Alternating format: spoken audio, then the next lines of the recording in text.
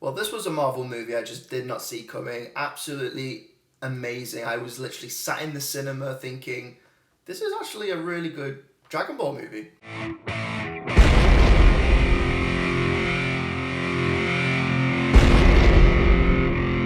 Shang-Chi and the Legend of the Ten Rings. Wow, I mean, a lot of Dragon Ball movies in the past were done really poorly, but oh my god, this was amazing. I was sat through this. I was just absolutely flabbergasted when I was watching it in the cinema. Even like the people there, you could hear some of the kind of gasps and and the laughter as well. I mean, this film had so much humor in it. Aquafina, I think she's absolutely amazing. I really loved her in Crazy Rich Asians, and she's kind of got that personality from that movie to this movie, and I just love her. I just think she's absolutely amazing. Simu Liu, I think that's how you pronounce his name. Absolutely amazing as Shang-Chi. I think he did an outstanding job acting. The fighting sequences were absolutely amazing and just so cool. Like even like the kind of slow motion kind of effects, like you see in the Matrix, that was kind of incorporated to this. Very slick, very swift kind of movements. I just thought that was just brilliant. I just love that kind of action movie. Even Michelle Yeoh, I think her name is, if I pronounced it right. It was so cool to kind of see her in the action sequences as well, like all the fights and things like that. I remember like going back years ago. I think there was a film she did with Jet Li, and I remember that was kind of one of the first Chinese movies I ever watched growing up, and I just thought she's just absolutely incredible. And when I saw her on the screen, I just thought, oh my god, it just takes me back to those movies. And she's such an amazing fighter, and she's a brilliant actress as well. And I just thought she was just great in this kind of role. And she's in Crazy Rich Asians as well, along with Aquafina, and brilliant, just brilliant, both of them. So Shang-Chi is just an average guy with his co-star Aquafina, just kind of going to their jobs, getting drunk on the weekend, playing karaoke, that kind of thing, which was hilarious in this, by the way. The humour just really made me howl in this movie. But yeah, just average people just kind of going to work, and then obviously he's kind of got this secret life which he hasn't told her about, and he just ends up kind of disappearing, taking her with him, by the way, as well.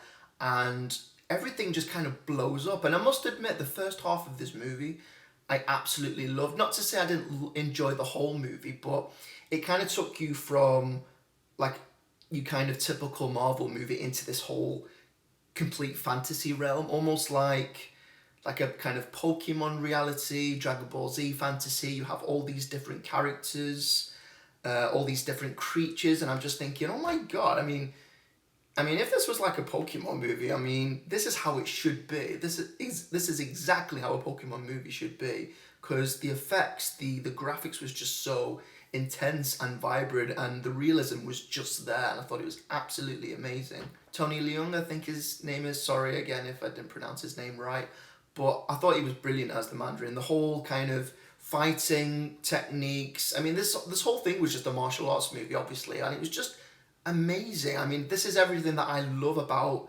a martial arts movie, and the fact that they were able to incorporate that into a Marvel movie was just absolutely brilliant. I just loved it. I just thought it was absolutely great. I can't really fault it.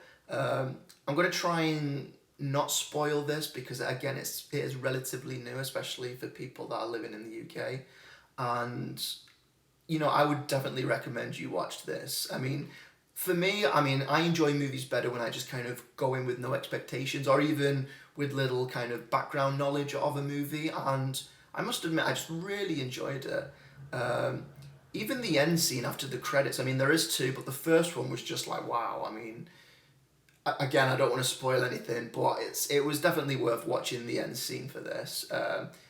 Maybe not so much the after end clip, but the one just after the first kind of credits. Yeah, I would definitely recommend you stay to watch that.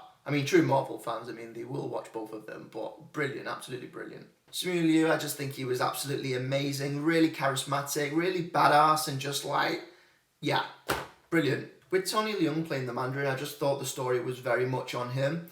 Definitely one of those villains that really stick with you, but the thing is, for me, he wasn't much of a kind of villain per se, again, minus the spoilers, but it kind of, there's like something that drives him to kind of be that way.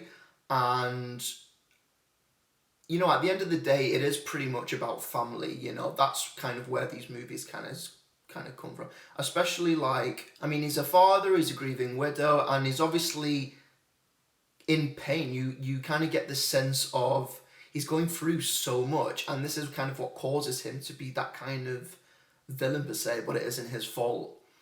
He's only just doing it for the good of his family, and yeah, I just thought that kind of approach was just really cool to kind of watch. I just kind of like the fact that they gave that to the villain, and it was really intimidating as well. You see all these fight scenes with him, and you're thinking, bloody hell! I mean, it's just carnage. It's absolutely menacing, but I think he just did a really good job. Really good. One of the things I really loved about this movie is that you kind of got to see Shang-Chi kind of going through his training stages from as a child into an adult. And I just kind of love seeing that kind of progression.